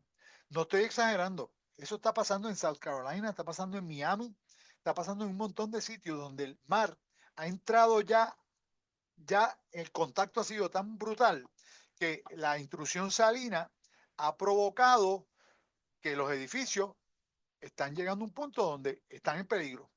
Y entonces el issue con esto es que las compañías de seguro te aseguran de año en año. ¿Ok? El día que la compañía de seguro diga, no, este edificio se va a derrumbar, yo no lo voy a asegurar. ¿Y qué usted hace? Se tiene que mudar. ¿Y, y para dónde se va a mudar? Si esa es su única residencia. ¿Y con qué dinero? No le van el dinero por la pérdida del edificio, porque no hay seguro. O sea que es un verdadero problema. Pero hay una solución. Lo que pasa es que no la quieren ver. Y es que si usted pone unos, unos rompeolas paralelos a la costa, baja la intensidad del mar, produce unas dunas de arena que puedes traerla de afuera o traerla del mar, pues tienes una defensa sustentable en contra del oleaje y en contra de las tormentas. Pero el tiempo pasa y no lo están viendo. Próximo, Sheila, la foto. Bueno, estos son unas notas que yo puse que surgen del reglamento 4860 de recursos naturales, que son excelentes, excelentes. El problema es que la definición de zona marítimo terrestre, que está por aquí, pásala, si quieres pasarla. La definición de zona marítimo terrestre, eh, puedes pasar, estos son detalles pequeños de definiciones. Zona costanera, bueno, bueno, esto es bueno para que lo sepa, no, espérate, dale para atrás a la zona costanera, para que la gente sepa que la zona costanera, esto está en el reglamento 4860, miren lo que dice, es una franja de terreno costanero y las aguas adyacentes a Puerto Rico y de las islas adyacentes dentro de su jurisdicción, delimitadas por los recursos naturales, aprobada por la Junta de Planes y por el gobernador de Puerto Rico, se extiende, miren esto, 1.000 metros lineales tierra adentro de la línea de costa y además distancias adicionales hasta donde sea necesario para asegurar que se incluyan los sistemas naturales claves de la costa, así como las aguas y el suelo oceánico o marítimo que se extiende 3 leguas marinas. 10.35 millas terrestres agua adentro. Eso es letra muerta, básicamente. Si usted va, bueno, eso es letra muerta, desgraciadamente, de antes de que se hiciera el reglamento este. Eh, si usted va a Condado, Isla Verde, Ocean Park, pues es letra muerta porque eso no lo respetan. Ponte el próximo, que es la definición que está en issue ahora. El próximo. Ok. Esta es la definición que está en el reglamento 4860. Y miren lo que dice. Incluye el espacio de las costas del Estado Asociado de Puerto Rico que baña el mar en su flujo y reflujo, en donde son sensibles las mareas y las mayores olas en los temporales, en donde las mareas no son sensibles. E incluye los terrenos ganados al mar, las accesiones y aterramientos que ocasiona el mismo, y los márgenes de los ríos hasta el sitio en que sean navegables o se hagan sensibles las mareas. El término sin condicional significa la zona marítimo terrestre de Puerto Rico. Bueno, esta definición entendemos que se hizo básicamente copiándose de la definición en España, ¿okay? Que habla de donde son sensibles las mareas. ¿Qué pasa? En Puerto Rico las mareas no son muy sensibles. O sea, aquí la marea no sube más de un pie o pie y medio. En Europa, en el lado del Atlántico, pues obviamente suben 15, 14 pies, dependiendo la hora. Eh, y entonces aquí habla también las olas mayores en los temporales. ¿Ok? Y, y la definición, pues para nosotros entendemos que esa definición es dual, es o una o la otra. ¿Ok? Porque si no son sensibles las mareas, pues entonces tienes que usar las mayores olas en los temporales. Y eso pues habría que entonces marcar hasta dónde llegó esa ola. ¿Ok? Y obviamente habla de que incluye los terrenos ganados al mar, las accesiones y aterramientos que ocasiona el mismo. Bueno, la definición de la cual estamos defendiendo, que fue refrendada por una serie de expertos recientemente, que yo estuve envuelto en ese grupo, tiene básicamente la misma definición, pero incluye los manglares, los salitrales, o sea, los especifica. Aquí ¿cómo es? Se podría interpretar de que cuando dice accesiones y aterramientos que ocasiona el mismo, ¿ok? Pues estarían incluidos esas cosas ahí. Pero aquí no me habla de las dunas. Las dunas las crea el viento, no el mar. Pero las dunas son parte del litoral costero y se consideran marítimo terrestre. Por lo tanto, no es solamente el efecto del agua, pero la palabra accesiones y aterramientos y podría, podríamos interpretar que implica, que incluye las ciénagas, los salitrales, los manglares, los estanques, los lodazales donde hay fango porque ha entrado el agua. Porque, por ejemplo, el issue también está que en la costa norte, pues obviamente la ola es más grande, más fuerte y entra más tierra adentro. Pero en la costa sur, que no hay ese oleaje, pero sí hay un efecto cuando hay un aguacero fuerte o una tormenta, se llenan los estanques o los lagos de agua de sal, porque cuando baja el agua de las montañas al mar, con los aguaceros y con las tormentas, pues hay un encuentro de agua dulce con agua salina y muchas veces el mar hace fuerza a esa agua que está bajando de la montaña y crea unos, unos pantanos, Ecosistema. unos ecosistemas que son, y nosotros entendemos que son parte de la zona marítimo terrestre, y el punto es que, que, que eso no es de nadie, eso es de todo el mundo, o sea, eso es parte de la zona marítimo terrestre que es de dominio público. Si quieres, cambia la definición. Yo debía haber incluido la definición que estamos defendiendo, pero básicamente, esta foto demuestra los diferentes tipos de ¿cómo se llama? De protecciones. Las de arriba son naturales y las de abajo pues son naturales, pero hay dos o tres que son de rocas nada más, porque ya es muy tarde. Por ejemplo, el seawall y el riprap, pues ahí ya no hay playa. ¿Ok? Sin embargo, en la parte de arriba, pues están las ciénagas, los manglares, inclusive las ostras. Hay muchos lugares en Estados Unidos que están usando las ostras ahora, están sembrando ostras eh, en las costas, e inclusive usando las ostras que se come la gente y que las botan, en vez de botarlas, las usan para crear una especie de barreras de ostras para proteger la costa. Y pues nada, estos son pues nada, infraestructuras híbridas o naturales para proteger contra el oleaje. Pasa al próximo. Ahí, ok, sí, aquí, pues aquí hay un ejemplo de esto, en estas 4 fotos, que donde no hay defensa, donde sí hay defensa y el efecto del oleaje que tiene contra los condominios. Y aquí, pues yo planteo lo que estaba hablando de allí de Isla Verde, entre el cementerio y Ocean Park. Si tuvieran unos rompeolas, un barrier island como hay ahí, o unos rompeolas, pues tú puedes entonces poner arena en la playa y sembrar. Y eso te sirve de defensa. ¿Ok? Aquí, pues, aquí habla de mínimo, natural, eh, realineado, ¿cómo es? Gerenciado y híbrido. ¿Ok? Esto es un ejemplo de cómo se puede proteger la costa. Próximo, Sheila. A ver cuál es el otro. Si puedes cambiar la foto o cambiar el... Yo no sé si se termina aquí el PowerPoint, pero básicamente es un ejemplo de cambiar la noción de cómo proteger la costa a vuelta redonda de la isla. Sheila, dale un cambio a ver si hay otra más en el PowerPoint. Ajá. Bueno, esto es una foto del edificio en Miami que se cayó.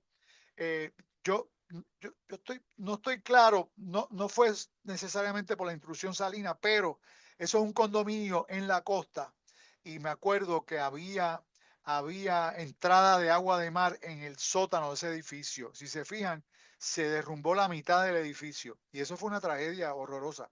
Eso fue en Miami hace varios años. Y, ¿sabes? Es una cosa que yo pongo esa foto en el PowerPoint para dramatizar lo que estoy diciendo de los edificios que están en Isla Verde. ¿Ok? O sea, eh, eh, ¿sabes? Esto no es exageración. Esos edificios están, básicamente, yo invito a cualquiera que quiera pasar por allí y se bajen allí al lado del cementerio. Esos edificios están, sin exagerar, a 15 pies, quizás 10 pies de donde llega la ola, que eso va a seguir subiendo. Y Dios no lo quiera, en la época de huracanes, pues se van a meter contra los cimientos de los condominios. Puedes pasarla. Yo creo que hay otra foto de un edificio que yo sé que en South Carolina lo condenaron. Si esto fue este es el edificio. Ese edificio está vacío. Ahí yo me sé de buena tinta que la gente que vive ahí lo sacaron por orden del municipio, porque está ya a nivel de derrumbe. O sea, eso es en Charleston, South Carolina. ¿Ok? Pero miren dónde está y miren dónde está el que está al lado. O sea, si tú vas a hacer un edificio y no tienes una seguridad de cuánto va a subir el mar, tienes que hacerlo de una forma de que el edificio tenga forma de flotar. Y ahí yo lo veo bien difícil que pueda flotar. Pero anyway, eso es un ejemplo de una construcción demasiado cerca del mar. Puedes pasar puedes pasarlo, Sheila. Ese es el mismo edificio. No me acuerdo el nombre ahora, pero sé de buena tinta. Pues aquí, creo que esto aquí es el final del PowerPoint. Este, pues los arrecifes artificiales, que es básicamente lo que estamos hablando, tiene, pues, recupera las playas, reduce las corrientes peligrosas, preserva la estética. En vez de tener una playa de roca, pues tienes una playa. Entonces, obviamente, esto es bien importante para la pesca y la vida marina, los habitáculos para las especies marinas, para los corales. eh, o sea, proteges lo que protege, o sea, proteges lo que sirve de protección. Proteges, pues, el ambiente para las tinglares y las tortugas. Y es un atractivo turístico también para los buzos, aficionados al surf, estudiosos de biología marina, ingeniería. Mire, todo lo que usted ponga en el mar va a traer peces o va a traer vida marina, va a traer crustáceos, va a traer anémonas, va a traer plantas y pues es un win-win, es una situación que usted que no pierde si usted puede contribuir a reducir la violencia contra la costa. Bueno, pues básicamente Yo creo que ese es el final del PowerPoint. Yo había puesto una foto de lo que hizo María en Isla Verde, que fue una cosa horrorosa. Hay una foto del oleaje entrando a donde está el último trolley. Pero básicamente la noción nuestra es que si usted protege la costa afuera de la costa, tiene más posibilidad de restaurar la costa. Pero si lo quieres hacer en la misma costa, tirando rocas, no vas a resolver nada, no vas a rehabilitar nada. Y desgraciadamente no tiene el mismo impacto que las cosas naturales, las cosas sustentables que se pueden hacer. Y entonces, nada, quería, pues yo no sé si Sheila, yo no sé si había otro. Bueno, tú tienes el PowerPoint que yo puse del proyecto de Arrecife Condado. Si quieres ponerlo y yo brevemente lo comento. Yo voy a coger un break a buscar agua y vengo enseguida. ¿Ok? Porque no he parado de hablar.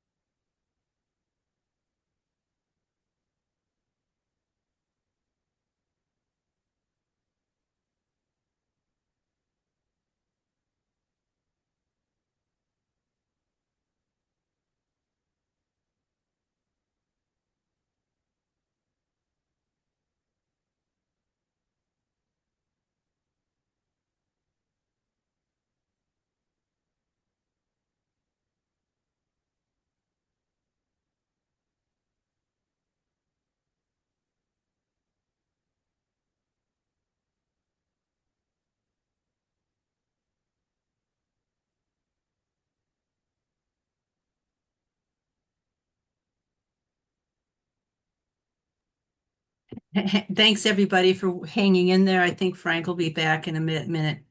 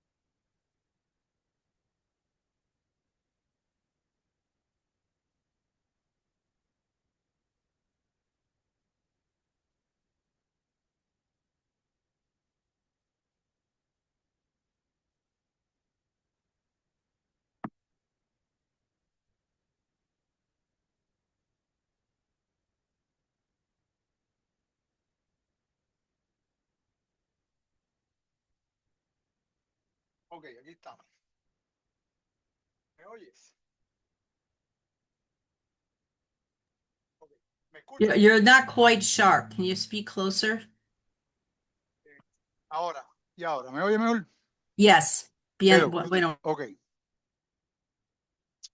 ¿Me oye? Uno, dos, sí, tres probando, sí, uno, dos, tres sí, sí, probando. sí. Ok, perfecto. Bueno, esto es el proyecto de Arrecife Condado, es una presentación de noviembre de 2017 y básicamente ahí está el grupo de personas que contribuyeron y que están contribuyendo y que inclusive están trabajando en el proyecto. Por lo menos, la gente de Tetra Tech, Recursos Naturales, le dio el proyecto a ellos. O sea, ellos licitaron y se llevaron el proyecto eh, que está financiando FEMA, pero desgraciadamente FEMA no le dio un costo-beneficio al proyecto. Bueno, dale para adelante y yo le explico ahora eso. Dale para adelante al PowerPoint, por favor, Sheila. Ok, esto es básicamente el diseño. Si se fijan, donde están los edificios de los hoteles abajo en la foto. Y ese es básicamente los tres arrecifes. Hay como 50 pies entre cada arrecife. Eh, y ahí está, pues más o menos la distancia que está explicando. Está como a 100 a 150 metros de la orilla.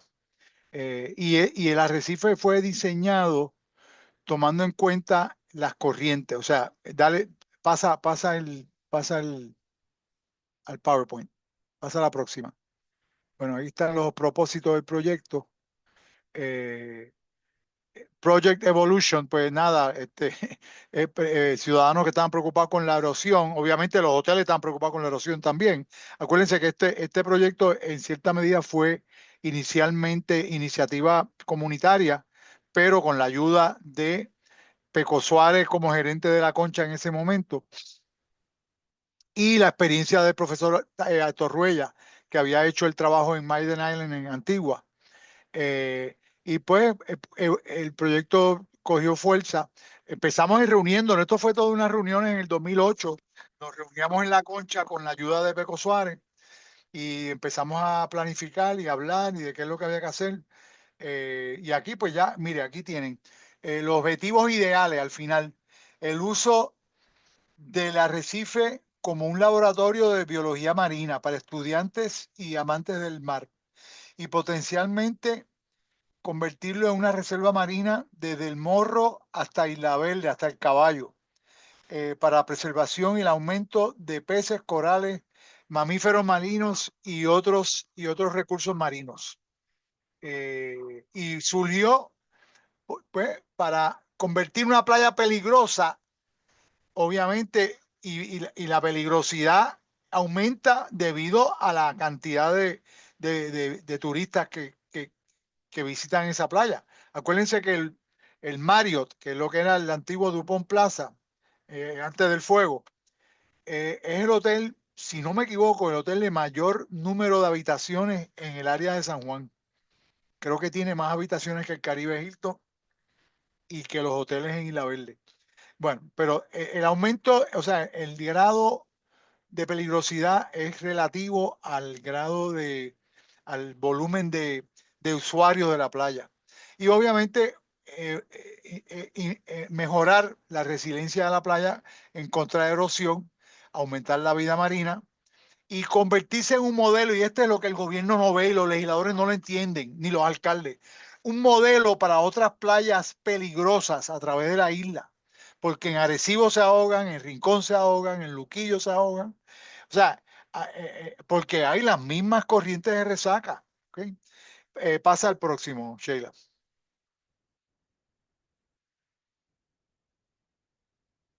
Ok, bueno, también surgió el proyecto como parte con el apoyo del programa del estuario de la Bahía de San Juan, porque aunque no está dentro de la demarcación del estuario, el efecto que tiene el aumento de la vida marina al hacer estos arrecifes conecta con lo que le llamaban que se cayó, la Boca del Perro y el Hotel San Jerónimo, que es una entrada a la Bahía de San Juan por el Canal San Antonio y a la Laguna del Condado, pues lo consideran que es una parte conectada al estuario del Valle de San Juan y por eso teníamos el apoyo del estuario, que es una organización que está fundada, ¿cómo está financiada por la EPA?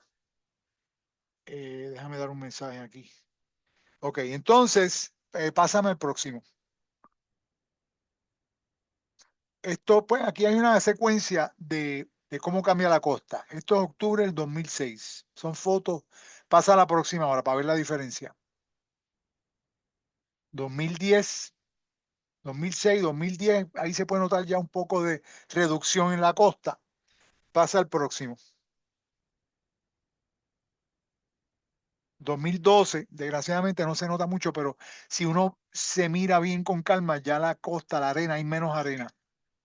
Perdóneme un segundito, Sheila.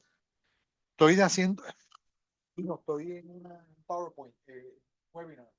¿Te puedo llamar ya mismo? Ok, disculpen. Ok, pasa la próxima.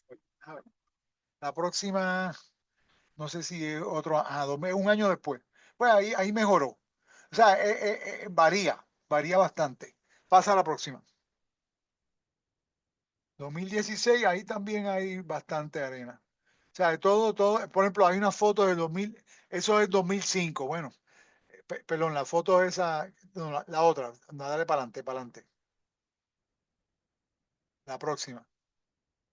Es un poco trágica, la próxima. He puesto un ejemplo de las corrientes y hay un cadáver ahí en la playa. No, no, dale para atrás. Bueno, esto es una foto del 2010 de José Suárez, que era el gerente de La Concha, eh, con la pared del Hotel La Concha, del restaurante de La Concha, para que tengan una idea cómo la erosión ataca y el mar ataca. La próxima. Eso es la escalera saliendo de La Concha a la playa. En el 2010 con una marejada y ya ustedes ven cómo la erosión costera afecta. Pues, ha mejorado porque pues, las corrientes cambian y la arena es cíclica. Puedes cambiar. Pues esto se puso en el PowerPoint para dramatizar, eso es lo mismo. Para dramatizar, estas fotos las tomó Peco Suárez, José Suárez, de La Concha, para dramatizar cómo el mar se mete, ¿ok? Y cómo le cae encima. Y obviamente la erosión que ocasiona eso. Y eso mismo que están viendo ahí ustedes es lo que va a pasar con los edificios que están entre el cementerio Isla Verde y Punta Las Marías. Pasa a la próxima. Eso es otra foto de la misma época. Y se fijan, ahí está el restaurante de La Concha. Y miren cómo, cómo las palmas esas se quedaron sin tierra, por lo menos la de la izquierda. Eso fue en diciembre 30 del 2010. Está documentado ahí. Próximo, Sheila.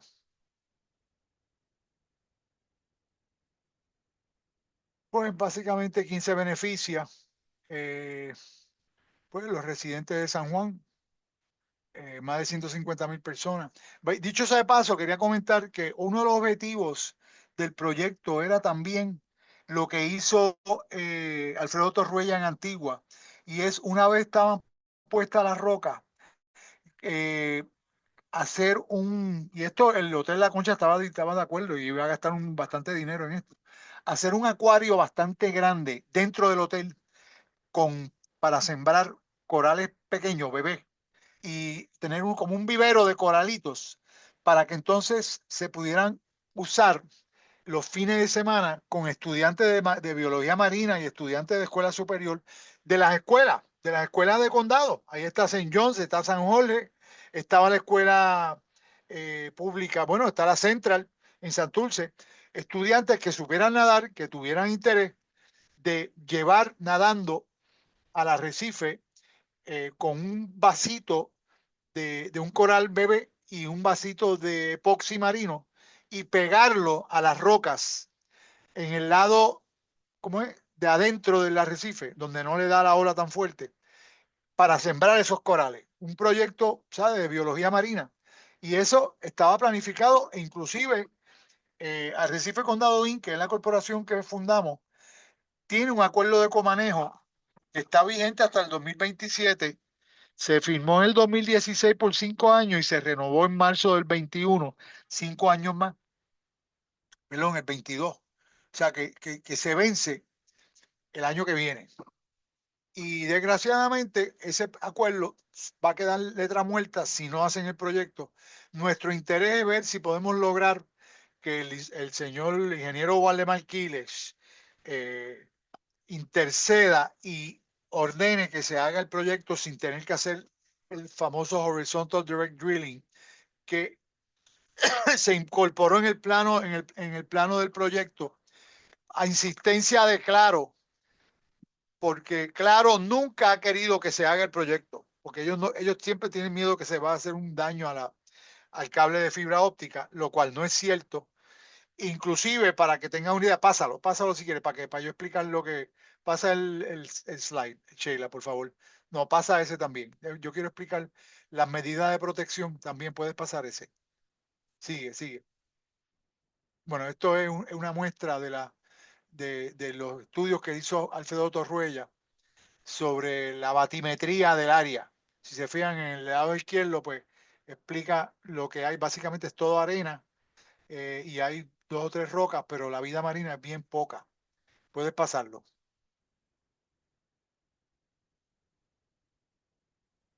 Esto es un mapa de batimetría. Eso también, eso también es batimetría científica que hace Alfredo estudiando el área donde va a ser el arrecife. Pasa ese. Quiero explicarle lo del cable. Eso también es parte de la batimetría. Estos son unos estudios que se hicieron. Ok, estos son los diferentes, eh, ¿cómo es? Los diferentes diagramas de las corrientes. Y ahí están los 3 arrecifes a mano derecha, abajo. Cómo se disipa, si usted se fija en la energía amarilla, pues está por todos lados, pero cuando ponen las barreras, pues se queda afuera. La energía es amarilla, que son las corrientes esas. Pasa próximo. Yo pues no soy muy científico en esto, así que no puedo explicarlo bien. Sí, eso básicamente, esa foto tiene corales creciendo encima de las bolas. Acuérdense que el proyecto fue del 2003 y mire para allá lo que hay encima de esas bolas de arrecife en 7 años. Pues se ha convertido en un arrecife. O sea que eso aumenta la protección contra la costa del oleaje. Y obviamente aumenta la vida marina porque ahí viven un montón de organismos. Próximo. Sheila, puedes pasar. Eso es lo mismo, puedes pasarlo. Eso es otra bola, eso es otro reef ball lleno de corales. Esos son los reef balls. Eso es un ejemplo de unos arrecifes que pusieron en Australia. Y la otra foto es la que ya habíamos visto. eh, por eso, pasa esa. No sé, es que quiero ver si llegamos a la foto. Ahí, no, espérate. Eso es un conceptual el arrecife es como una pirámide, es como una montaña, ¿ok? De rocas de basalto y granito de las canteras de Puerto Rico. Déjame ver si está el de la protección del cable, lo que yo quiero explicarle. Diseño, eh, sí, sí, no, pásalo a ver. Ese era el schedule que teníamos. La idea era, no, ese es el final, ok. Bueno, echa para atrás un poco. No, no, echa para atrás. Esa es la costa del condado. Ok, la idea era explicar que el proyecto no es tan complicado. Ponte la foto de los remolcadores y las rocas, que viene próximo. Próximo. Ok, el próximo. Próximo. Bueno, para ahí. No, no, echa para atrás. La idea era, en el lado mirando la costa de los 3 arrecifes, poner este tipo de rocas, que son ¿cómo se llama? Lime, de lima, de esto, que son porosas, que sirven para los camarones, los pulpos, las anémonas y otras especies que viven en unas cuevas y poner esas rocas en el lado de adentro, cosa que pudiéramos tener ese tipo de seres marinos viviendo en esas rocas. Pasa entonces el próximo. y con esto terminamos. Ok, déjalo ahí. Mira, la idea es exacto, gracias, de piedra caliza. La idea es llevar esas no, esas son las de caliza. Las rocas de 7 y 8 toneladas, llevarlas en una, perdón, ponerlas en el muelle y ponerlas en una barcaza. Entonces cambia la foto, pon el próximo slide, pon el próximo, Sheila. Ok, hace falta el remolcador, no lo cambie, ponlo ahí otra vez, es que ilustra cuál es la dinámica. Ajá, déjalo ahí. ¿Qué pasa? Nosotros lo que decimos es, mira, en una época de buen mar, que ahora estamos llegando a esa época, mayo y junio, el mar está bastante tranquilo. O sea, ya las tormentas tropicales empiezan en julio.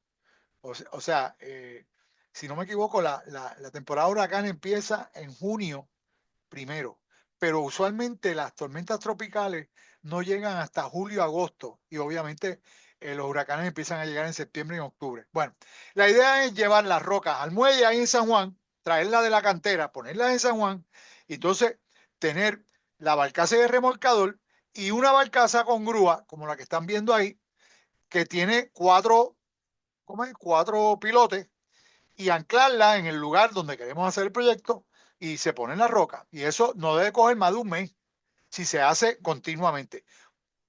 Cuando nosotros terminamos y cayó en manos de recursos naturales el proyecto, había un estimado que salía en 18 millones. ¿Ok? Las rocas y el remolcador. Ese costo ha subido bastante. ¿Ok? Estamos hablando de miles de dólares por día que se le paga al personal del remolcador, de la grúa y el personal de seguridad que tiene que estar ahí. Obviamente con los seguros y todo. Pero no coge más de un mes en hacerlo, el proyecto. No es tan complicado. Es cuestión de, obviamente, hay que marcar dónde van las rocas. Tienen que estar los arquitectos navales y los ingenieros navales con los diseños ya finales. Pero no es complicado. Sin embargo, no lo ven, no lo entienden. El cuerpo de ingeniero lo vio, nos dio el permiso en diciembre del 22, pero en recursos naturales como que no le ven la importancia. Y básicamente pues ese es el proyecto. Y está todavía pendiente. Lo que tenemos esperanza que lo hagan antes de que termine el año que viene, porque termina el permiso, termina de cada 5 años, habría que renovarlo y renovarlo coge mucho tiempo. Bueno, la relación de esto con, con el río Piedra y con la intrusión salina básicamente es que toda la contaminación que proviene del río que se pudiera evitar termina en el mar y esa contaminación destruye o mata los organismos de los arrecifes de coral que son la defensa natural que tenemos en la costa norte. Y lo mismo pasa en la costa sur, lo que pasa es que en la costa sur no hay tanta violencia del oleaje. Pero hay una relación directa entre los ríos y el mar. Y los ríos traen sedimento, traen arena, pero si no limpian los canales y no limpian las alcantarillas, lo que tenemos es una contaminación que es dañina a los recursos marinos.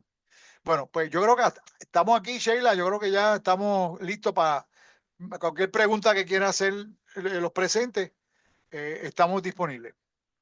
Can you, yes, that's better. Adjust your head so you're more in the middle. Thank you. Ok, aquí estamos. Estamos abiertos a preguntas de los participantes. Muchas gracias a ustedes para quedar con nosotros hoy para toda esta información. Y abierta a ustedes para preguntas. Si les gustan poner sus preguntas en el chat o hacerlos por voz, todo está bien. Gracias.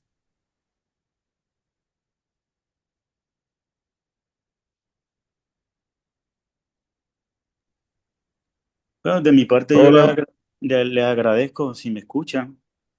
Yo Sí, te soy, Sí, escucho. yo soy Michael Valenti León, yo soy profesor de Sagrado, pero responsablemente estoy aquí por mis estudiantes también. Enseño clases de humanidades y ciencias sociales, pero también tengo mi negocio en la playa de Isla Verde. Y moralmente pues me siento responsable también por los ecosistemas y la biodiversidad y pues me ha llamado mucho la atención el tema. Hace tiempo, pues no estoy conectado o con poca frecuencia puedo conectarme con Sierra Club o estos enlaces de organizaciones, ¿verdad? Civiles y de atención al ecosistema. Y pues en esta oportunidad, pues solo quisiera agradecerles que me permitieran participar y pues información para mí es importante como un proyecto educacional que es mi interés y mi vocación y pues eh, me parece muy importante que se pueda dar un seguimiento ciertamente con DRNA, pues tengo que mantener mi comunicación también, así que eh, me pareció más relevante que usted mencionara, Inserni, que DRNA pues no, de momento se vea eh, desatendiendo el asunto o no atento. Desgraciadamente eso es así. O sea, yo respeto mucho a la doctora Jiménez, creo que es el apellido de ella, se me va el nombre, el primer nombre, que es la proponente de la restauración de un coral afuera del proyecto Nosotros, pero no tiene nada que ver con el proyecto Nosotros. Y desgraciadamente ese tipo de proyecto coge mucho más tiempo, porque restaurar un coral viejo, grande, que fue destruido por el oleaje de María, pues coge mucho tiempo y entonces se sigue ahogando la gente. O sea, parte del objetivo del proyecto de Arrecife Condado es reducir los ahogamientos con las corrientes peligrosas, pero desgraciadamente se ha entorpecido el objetivo de hacer un horizontal direct drilling, que es el cable de fibra óptica. Nosotros, eso fue una cosa que no pude explicar. Nosotros sometimos un sistema de protección del cable que está enterrado prácticamente. Uno de los científicos del grupo, nosotros hizo una buceada y verificó que el cable está enterrado. Nosotros, el proyecto, Tetra Tech propuso tirar una colcha geosintética encima del área donde está el cable, poner encima de eso unas grapas de acero, una gravilla y poner dos tubos que salían del headwall de la costa afuera a la parte de atrás de Arrecife y entonces poner la roca, los dos tubos para que tuvieran acceso al cable si hubiera que hacer algún mantenimiento. Pero esos cables casi nunca los tocan. Y entonces eso protegía el cable, protege el cable. Inclusive hay otro cable que es de AT&T, y ellos nos dijeron, tírame la roca encima, no hay problema. Ese cable pues está encapsulado con un metal, pero no importa. La actitud es que sí, hazlo, tírame las piedras encima. Pero desgraciadamente el Horizontal Direct Drilling ese atrasa todo, tiene todo atrasado. Le hemos escrito a Recursos Naturales, le hemos escrito a Aquiles, le hemos escrito a la gobernadora y nada que ver, nada que ver. Y obviamente el cuerpo de ingeniero tampoco se puede meter porque el cuerpo de ingeniero no es el proponente del proyecto, es Recursos Naturales, que es el partner de nosotros, pero tiene que ser la agencia. Pues, pero ahí vamos, seguimos tratando de ver si se termina. Pero gracias por tu comentario. Gracias. Y el seguimiento que se pueda dar a esto, ¿dónde podemos conseguirlo, mantener el contacto?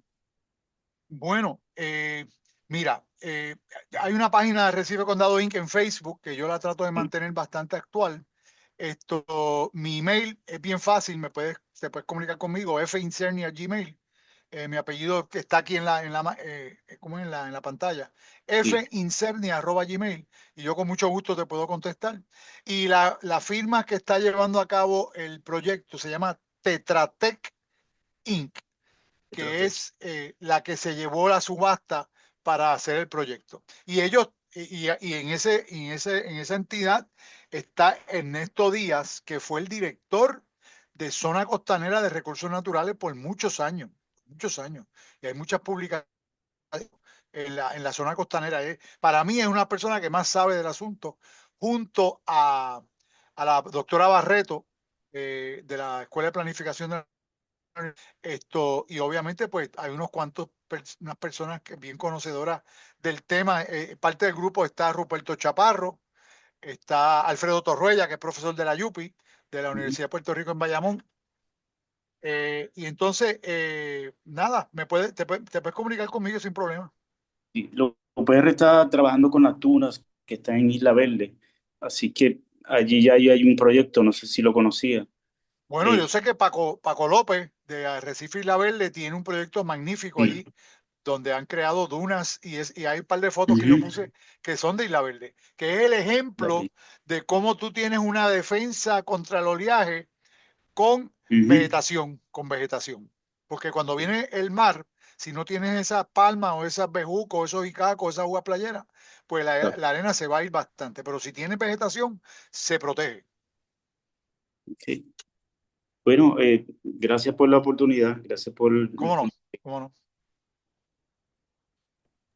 Michael Pollan, Sí, tiene una duda o pregunta. Gracias. solamente quería comentar que pues, bueno, primero, antes que nada, gracias por la oportunidad de escuchar esto y aprender. Llevo muchos años amante de la playa, de surfing, de windsurfing, o sea, pendiente del mar, o sea que es un tema que para mí es importante y que presto mucha atención al vaivén del mar, ¿no? Y he estado muy también con en muchos proyectos de siembra en la costa, en Punta Las Marías en uno, donde es el skate park de Punta Las Marías, que es al lado del rompeola que estaban hablando, y otros en Isla Verde y Ocean Park. Así que pues nada más que pues estoy pendiente al asunto y me interesa mucho y gracias por la información. Perfecto. ¿Cómo no? A las órdenes. Well, gracias, muchas gracias a ustedes por participar con nosotros hoy. La grabación va a estar disponible a todos en una semana o algo cuando tengo esto preparado por un canal de YouTube de Amigos del Río Piedras. Y muchas gracias, Frank, por compartir con nosotros hoy. Muy agradecida. A las Muchas órdenes. gracias a ustedes también. Bueno, Hasta luego. ¿cómo no? Bien, Eh, buenas tardes. Que la pasen bien. Buenas Gracias. tardes. Bien. Gracias. Bye. Saludos. Saludos. Y Frank, ok, estamos en comunicación sobre lo que pasa el jueves o viernes, entonces. Well, unfortunately, I'm getting messages that they can't, it's going to have to be postponed, but I'll be in touch. Ok, muy bien. Buen día. Buenas noches a todos. Bye.